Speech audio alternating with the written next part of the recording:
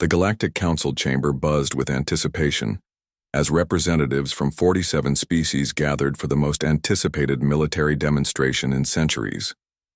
Ambassador Zixathera of the Hegemony adjusted her crystalline exoskeleton, her compound eyes gleaming with amusement as she observed the human delegation.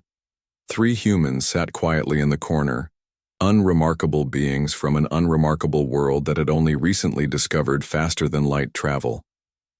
Their fleet, if it could be called that, consisted of merely 12 ships, the smallest contingent any species had ever brought to a council military review. "Behold the mighty Earth Armada," sneered General Crexmore, his tentacles writhing in what passed for laughter among his kind. 12 primitive vessels against the combined might of the galaxy's greatest civilizations. The human admiral, Sarah Chen, remained stone-faced as holographic displays showcased the assembled fleets. The Hegemony alone had brought 300 dreadnoughts, each one larger than Earth's entire contribution.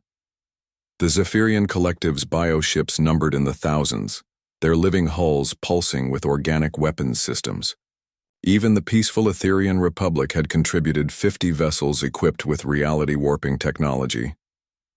"Perhaps," suggested Ambassador Velterran smoothly, "the humans would prefer to observe rather than participate. This is, after all, a demonstration of military might." Admiral Chen stood slowly, her weathered face betraying nothing. "We appreciate the concern, Ambassador, but Earth's fleet will participate as planned." The assembled delegates exchanged glances. Some chittered with amusement, others displayed bioluminescent patterns of derision. Only the ancient sage mind Korthek remained silent, its cybernetic consciousness seemingly deep in thought. The demonstration began with the traditional showing of force. Each species performed elaborate tactical maneuvers, deployed exotic weapons, and showcased their technological superiority. The Hegemony's ships fired quantum torpedoes that collapsed entire asteroids into singularities.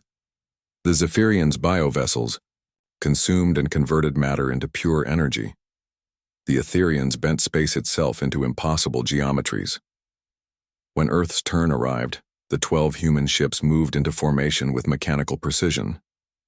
They were ugly things compared to the sleek bioships or the crystalline constructs of advanced civilizations. Angular, utilitarian craft that looked more like industrial equipment than warships. "What are those?" asked a junior delegate from the Spiral Consortium. "They appeared to be on cargo vessels?" Indeed, the human ships seemed almost comically primitive. No exotic energy signatures, no reality-bending weapons, no signs of the advanced technologies the other species took for granted. Just 12 metal boxes floating in space. Admiral Chen activated her communicator. "USS Determination, UR, cleared for demonstration." One ship, indistinguishable from the others, separated from the formation. It drifted toward the target zone where a decommissioned Hegemony battleship waited, its armor plating still capable of withstanding most known weapons. "This should be amusing," murmured Ambassador Zixathera. The human ship came to a stop 300 kilometers from the target. For long moments, nothing happened.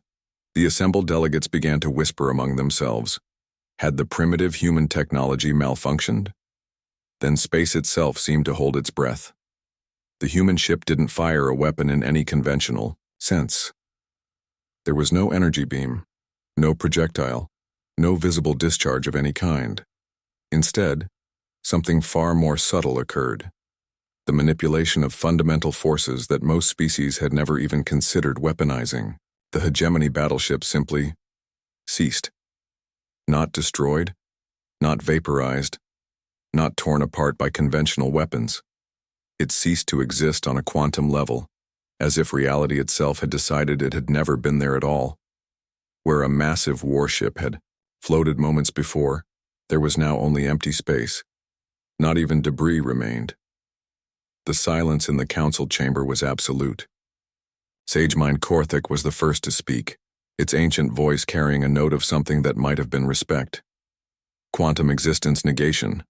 We had theorized such technology might be possible, but considered it too dangerous to develop." Admiral Chen nodded calmly. We call it a reality anchor. It doesn't destroy matter. It convinces the universe that the matter was never there to begin with. Perfect erasure.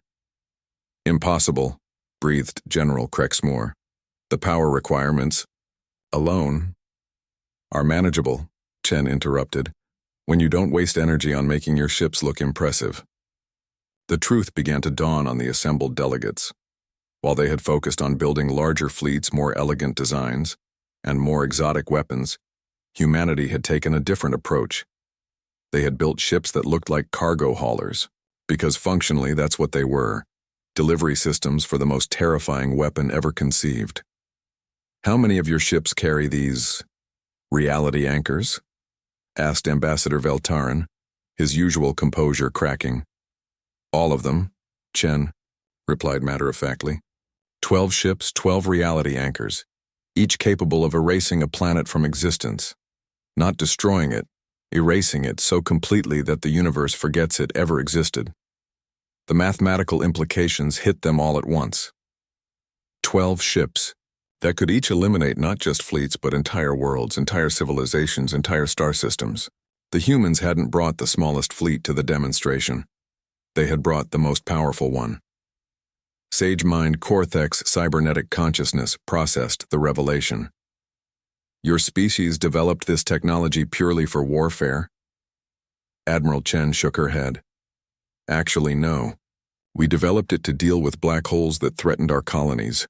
Turns out technology that can erase gravitational anomalies works just as well on other things.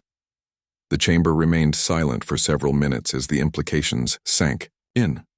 Here was a species that had stumbled onto universe-altering technology while solving a municipal problem, then casually mounted it on utilitarian spacecraft without fanfare or display.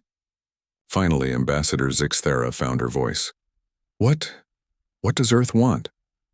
The same thing we've always wanted, Chen replied. To be left alone to develop in peace. We're not conquerors, ambassadors. We're just very, very good at solving problems. As the human delegation prepared to depart, Sage Mind Cortex sent a private communication to Admiral Chen. Your species frightens us, human. Not because you are violent, but because you are so terrifyingly practical. Chen paused at the chambers. Exit. Sage Mind, we learned long ago that the most dangerous enemy isn't the one who threatens you with grand gestures. It's the one who quietly solves the problem of your existence.